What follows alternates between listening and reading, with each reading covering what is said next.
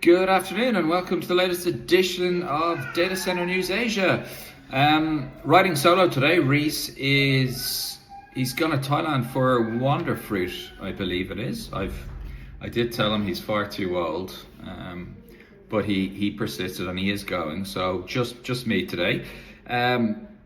Really interesting and busy week that we've had in this last week. So gonna get cracking and just dive straight into it because it's quite a lot of different things to cover. Gonna start in Vietnam today. News this week from our friends over at Evolution, who announced a partnership with HTC International Communications. So basically Evolution have announced that they're partnering with HTC International Communication to develop sites in both Ho Chi Minh and Hanoi. So the plan is to build hyperscale and AI ready facilities. The site in Hanoi will be actually an extension of one of the HTC International Communication existing builds, which will be in the High Tech Park. And then it doesn't actually mention where the site in Ho Chi Minh is going to be. But this is exciting because I think this is the first of the international operators involved in the market to adopt this north-south strategy. Vietnam is, well, certainly one of the few emerging markets where there's multiple data center clusters establishing in diverse cities. So Evolution, I think, are trying to play into that, and seems like a very sensible strategy. So congratulations on the Evolution team. I know they've been working behind the scenes on that for quite a while, but great to get that. Great to get that all announced and formalized, and I'm sure that will be a very interesting proposition for a number of both hyperscale and AI focused clients. So congrats to the team there. Next, we move to what seems like a consistently hot market, and that is Johor. So I think the first place to start, or the best place to start this week, will be with Empyrion. So Empyrion, who are the data center vehicle of Sarai Partners, they've announced that they're going to be developing a 200 megawatt site in Nusa Jaya in the SILC industrial cluster. So this is a significant site, 200 megawatts, aiming to go live, or the first phase of this is aiming to go live in Q4 of next year, so about 12 months time. Seemingly pretty well along the line in terms of getting the relative approvals, which are important for developing in Johor. So they have ESA and DCTF approval, which is basically energy and the data center approval required to develop in Johor at the moment.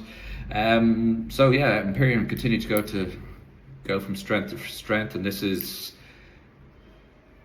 fifth or sixth country now that they've entered or have announced that they're entering in a pretty short period of time. So again, congratulations to Mark and the whole team at Empyrion for another significant milestone.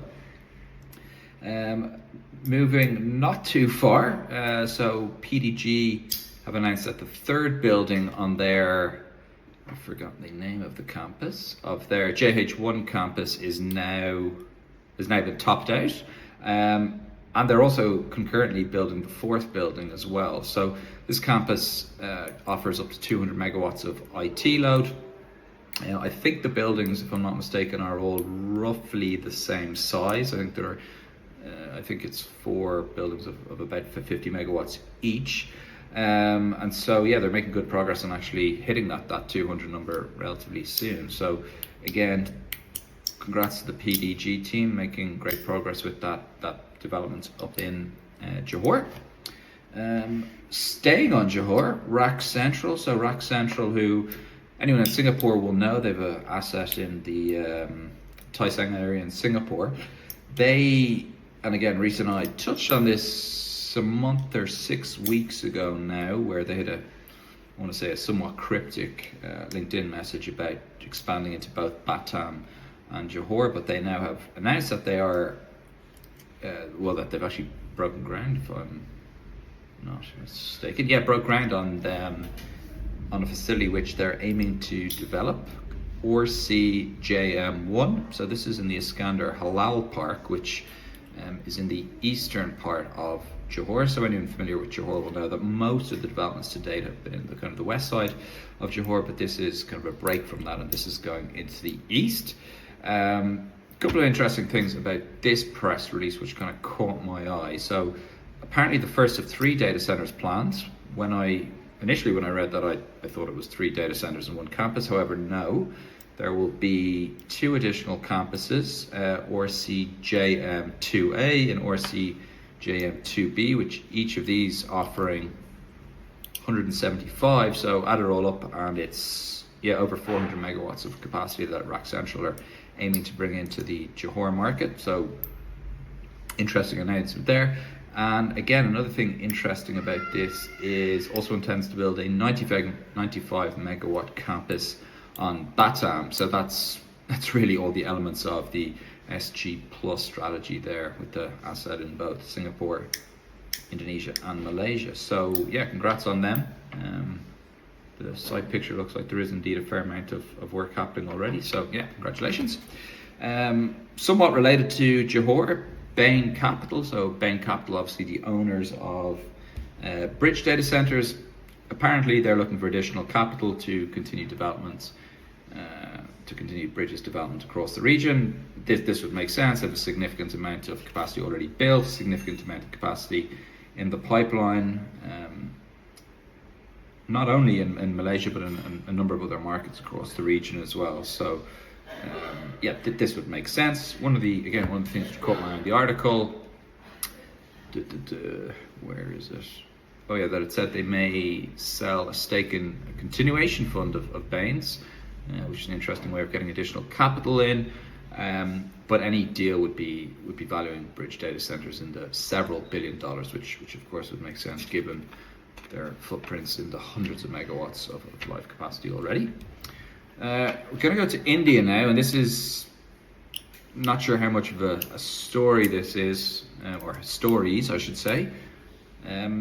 Amazon and Microsoft both made pretty significant announcements as to how much they were going to invest in India in digital infrastructure and AI infrastructure by the year 2030, so next kind of 5 years or so. Earlier on in the week, Microsoft said they were investing 17.5 billion to develop AI infrastructure in India from 2026. The next day, AWS announced that they would be investing 35 billion. So I'm not sure if that being double the amount Microsoft are investing is a coincidence, chance, strange timing, but that is what they said. With any announcement like this from the hyperscaler, it's difficult to always determine what they've already committed, what is yet to be spent. Does this include fiber? Does this include other digital infrastructure assets? So like I said, I'd always take these announcements with a bit of a pinch of salt because the context behind them isn't always there. But nevertheless, it was interesting. Another piece of info I gleaned from the AWS piece was this was an additional 35 billion, which they will be spending on top of what they've already spent to date, which is, according to the release, about 40 billion.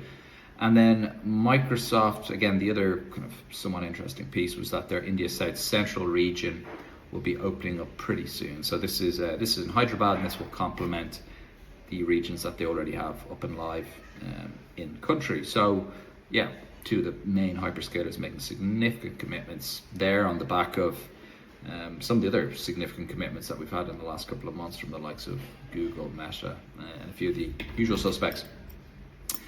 Linked to Hyderabad and linked to the India South Central region is Adani announcing that they're going to be developing a 48 megawatt, I think it is. Yeah, 48 megawatt facility in Telangana as well, which is the state in which Hyderabad sits. 48 megawatt facility, $280 million investment.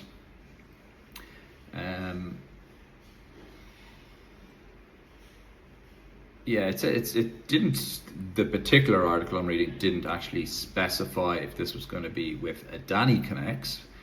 I think, I would assume so, but it makes a point of mentioning that they weren't mentioned in the article. So yeah, let's keep an eye on that story. But in any event, Adani Group, will be developing, it sounds like, a new facility in Hyderabad. Moving on to Australia, two kind of interesting stories here as well. First one is on the back of a kind of a policy announcement from what do we call them? Australia's Digital Transformation Agency, DTA. So they've actually encouraged the various government departments and agencies to speed up or accelerate their cloud adoption. This kind of caught my eye because Australia, I would have said, is one of the more cloud-first countries across the region. So the fact that they're being told to put even more workloads onto the cloud, I think, is again probably a good thing for the hyperscalers in particular, and for anyone who's already serving some of those workloads. A couple of interesting things here. Yeah, they should consider cloud for any new digital initiatives, move off legacy systems, and basically saying that will help government to adopt AI and other innovative technology. So, like I said, interesting that this is on top of what they're already doing. And like I said, I thought that Australia were already doing a pretty good job on this, but this is just a further nudge in that direction. The policy set to take effect from 1st of July 2026. So giving them a bit of advance warning, but not a huge amount of time. But like I said, they're already fairly advanced on a lot of this stuff anyway, so should be all fairly straightforward. And then final story covering today is news from the capital in Australia, which of course is Canberra and not Sydney and Melbourne. Australian data centres have acquired a facility in Canberra, taking over the site which was previously owned by Verizon, which is in the Fyshwick area of Canberra. I've never been to Canberra, but there's a couple of other sites in and around us as well. I think CDC, if I'm not mistaken, have one there. Yeah, CDC have one there as well. So this is on its website. ADC listed second Canberra site in Mitchell, which again is kind of a suburb of Canberra, and then plans for a huge facility in Melbourne, 300 megawatts there. So Australian data centers, relatively new player, but they are kind of growing up their portfolio of both, I'm assuming would be enterprise focused facilities, as well as doing stuff, again, I assume aiming at hyperscale and AI demand. So congrats to everyone involved in that deal, more progress. That's it for the week. Thanks again everyone for watching. I think Reese and we may even be filming our Christmas special next week, so keep an eye out for that. And as usual, thanks for watching or listening if you're on Spotify. Thanks all, bye.